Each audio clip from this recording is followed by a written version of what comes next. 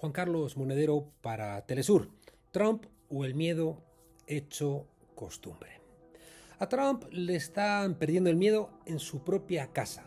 Por eso necesita mantener el miedo fuera. Los republicanos han sufrido derrotas en las elecciones a gobernador de Virginia y también de Nueva Jersey, y también en las alcaldías de Miami y la muy sonada derrota en Nueva York con Mandani. En elecciones también especiales en Kentucky y en Iowa. A comienzos de enero los republicanos sufrieron una histórica derrota, ni más ni menos que en Texas, donde los demócratas le sacaron 17 puntos en un distrito tradicionalmente republicano. Es la primera vez en 36 años que ganan en ese distrito los demócratas. Taylor Remed venció a la republicana Light Bambos Gans. Van 6 elecciones que pierde Trump este año. Este demócrata, Taylor Remed, que es un sindicalista y un ex veterano, no solamente le sacó 17 puntos, sino que revirtió los 14 puntos con los que habían perdido los demócratas frente a los republicanos. 31 puntos de giro. Y todo, ya digo, en un distrito 100% republicano. Y ha sido la primera derrota de los de Trump en territorio tejano desde 1991. Y es un cambio de giro parecido al que sufrió Trump en las recientes elecciones en la alcaldía de Miami, que cambió de mando por primera vez en 30 años. Andan preocupados incluso los republicanos con Trump. La política nace para desterrar el miedo. Y con Donald Trump es que el miedo se ha extendido allá donde llega su poderío económico y militar. Trump tiene con miedo a la población de Groenlandia, esperando si la invaden o no, a la de México, a la que no deja de amenazar con unas cosas o con otras, a la de Venezuela, a la que sigue rodeando con su armada porque no le han salido las cosas como esperaba, y es la presidenta Delcy Rodríguez, a la de Colombia, porque no va a tolerar que el presidente Petro vaya a su casa a convencerle de que es mentira todo lo que le dicen de que no está luchando contra las drogas. También tiene atemorizado una parte de los europeos, porque a Europa le insulta día sí y día también. O a la ciudadanía de Panamá, porque dice que el canal es suyo. Y también a muchos africanos, porque ¿quiénes son esos negros para gobernarse a sí mismos? De Irán, bueno, de Irán ni hablamos. Siempre hemos sabido que la concentración de poder del tipo que sea es lesiva. Quien tiene mucho poder termina haciendo daño porque pierde cualquier contrapeso. Los multimillonarios hacen mucho daño porque rompen el equilibrio de las democracias. Compran medios de comunicación, compran a políticos, compran por supuesto votos y compran incluso leyes, exigiendo a los parlamentos que las hagan a la medida de sus necesidades.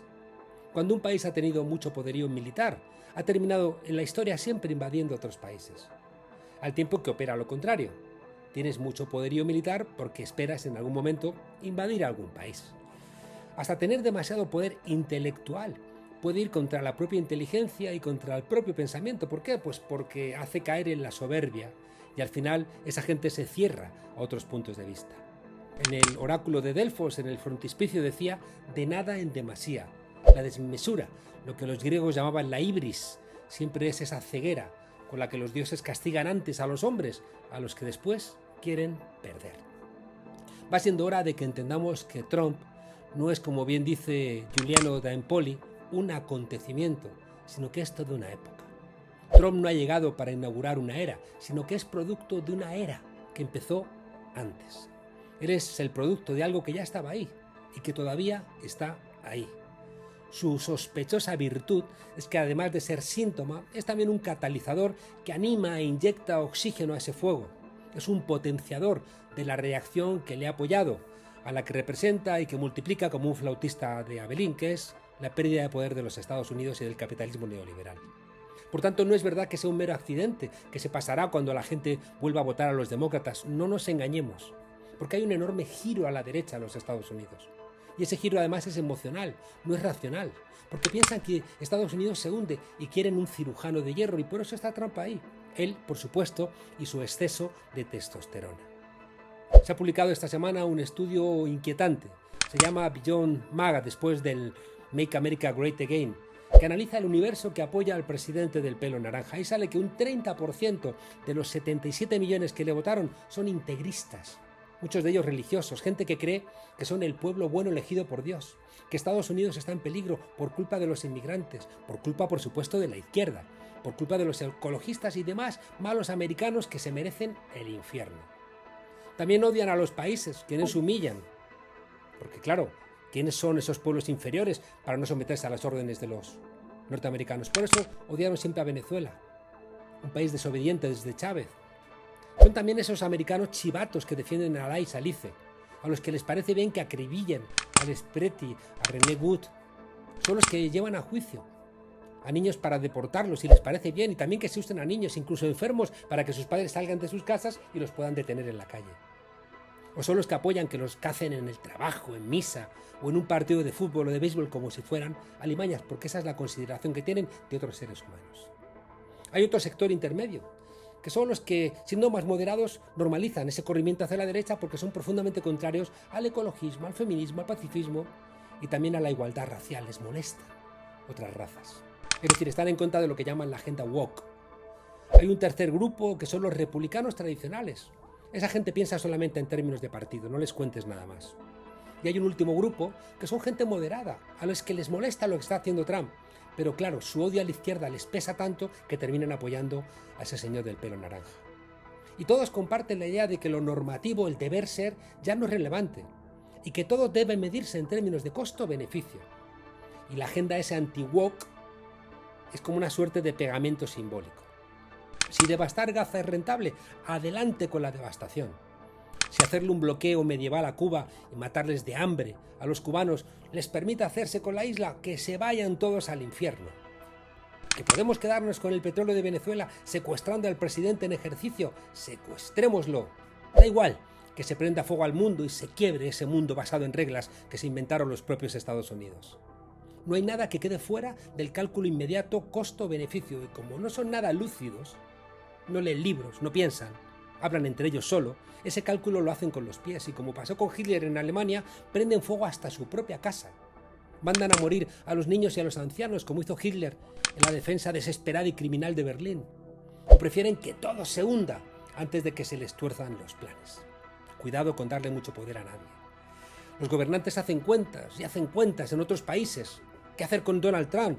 Por eso es necesario que los pueblos salgan y sigan en las calles allá donde están, mientras que los gobiernos a ver si despiertan. Milton Mayer, un periodista norteamericano, publicó en 1955 un libro, Creían que eran libres, explicando cómo se impuso el nazismo en Alemania. Entre gente normal, que fue acostumbrándose a renunciar a la fibra moral de su país, a mirar para otro lado. Hay una conclusión de Mayer que sirve para entender a Trump.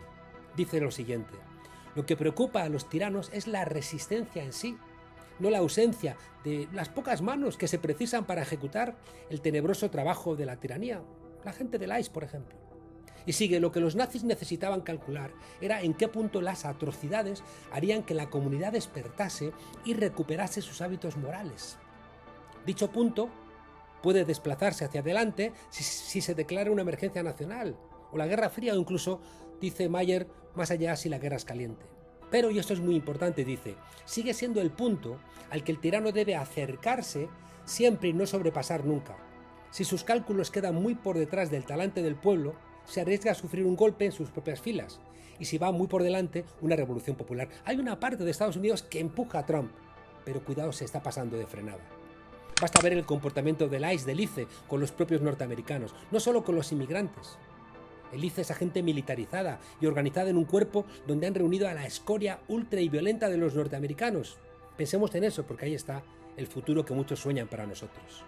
Hoy vamos camino de dictaduras personalistas, donde al dictador, en este caso Trump, apenas le acompañan un puñado de tecnócratas millonarios y el ejército de mercenarios que pueden comprar con su dinero. Cuanto más se tarde en pararle los pies a Trump, será más difícil. Recordemos a Hitler. Si quiebra nuestras líneas morales rojas, las que no debemos pasar, iremos como en el tango, cuesta abajo en la rodada. Y por eso a Trump le molestan las llamadas instancias multilaterales, es decir, instancias donde todos los países hablan de tú a los demás países. Todos tienen los mismos derechos. Ahí está la ONU. Y por eso se ha inventado la Junta de Paz para gestionar el futuro de Gaza. Es que le sobra Naciones Unidas. Ha reconocido en la prensa norteamericana que el objetivo de las sanciones a Venezuela nunca fue otro que debilitar al gobierno de Maduro. Y los venezolanos que están fuera del país le deben a Obama, sí, al premio Nobel Obama, a Biden y y también por supuesto a Trump, el favor de haberse tenido que ir fuera del país, fuera de Venezuela, porque los norteamericanos querían robarse el petróleo del país. Y por eso a día de hoy sigue Venezuela rodeada de barcos, de aviones, de drones, de misiles, con una pistola en la sien, viendo cómo le roban una parte del petróleo y le devuelven como posibilidad de la paz y contra la voluntad de los propios venezolanos un porcentaje, ya digo, le devuelven no pequeño de lo que sale del país y que está yendo a dos fondos que deben gestionar el bienestar de los venezolanos. ¿Cuándo no han tenido buena voluntad desde Chávez los venezolanos? Trump sabe que él puede rodear con el ejército más poderoso del mundo a un país pequeño como Venezuela, pero no puede ponerlo de rodillas. Ya le pasó en Vietnam. Y por eso sigue siendo tiempo, en Venezuela, en Colombia, en México, de ganar tiempo. Porque Trump sabe, con estos resultados que está teniendo, que puede perder las elecciones de midterm, las que tienen lugar a mediados del mandato y que son en noviembre de 2026. Porque si Trump pierde la Cámara de Representantes y el Senado, es muy probable, ya se lo dijo Ted Cruz en una conversación que fue publicada, que Trump sea destituido en un impeachment, que es la salida más natural para el deterioro acelerado que sufre Estados Unidos, sin contar, según la tradición norteamericana, que le pueda pasar antes algo. Trump por eso tiene a su propio país en pie de guerra. ¿Podrá generar un conflicto armado entre la Guardia Nacional y el ICE que le permita declarar el estado de sitio y anular las elecciones? Cuidado que ya entraron los suyos en el Capitolio. Y ya ha dicho Trump que es que no quiere marcharse. Y si lo que tiene por delante es la cárcel, seguirá con la política de patada y hacia adelante. En algún momento, los países del mundo tendrán que pararle los pies. Y deben hacerlo con legitimidad. ¿Por qué? Porque así los propios norteamericanos tienen que darse cuenta de que votaron a un demente. Claro, eso sí, con la ayuda de Elon Musk, que se compró Twitter, y de la amplia mayoría de los medios de comunicación que siempre recurren a este tipo de personajes cuando creen que la izquierda puede gobernar. Trump puede frenarse, como hemos visto en Groenlandia, o que ha ocurrido con el ICE en Minneapolis. Hitler hacía lo mismo, amenazaba y se encontraba que había mucha respuesta, entonces se replegaba hasta que volvía a intentarlo. ¿Por qué? Porque cada cesión a Trump le engrandece, mientras que cada derrota le enfada y le va estrechando. Por ese enfado, cuidado, anima a los buenos norteamericanos, a esa Norteamérica decente que está en la calle. Hemos visto en Canadá que están plantando cara a su vecino, negociando con China. Irán no está dispuesta a dejarse humillar, por mucho que una guerra entre Irán e Israel sea el sueño húmedo de Netanyahu. China ha dicho que no va a dejar sola a Cuba. Y la ciudadanía europea se está sintiendo humillada con el comportamiento de sus dirigentes. La Unión Europea acaba de cerrar un acuerdo enorme de billones de dólares en libre comercio con India, que cambia la relación histórica de Europa con Estados Unidos. Porque nadie aguanta tanto tiempo, tanta bravuconada. El apaciguamiento nunca ha frenado a los fascistas. Y la gente que ha estudiado el fascismo, como Paxton, en Estados Unidos, saben que en su país hay un gobierno caminando a pasos agigantados hacia el fascismo. No es tiempo, amigos y amigas, de quedarse esperando.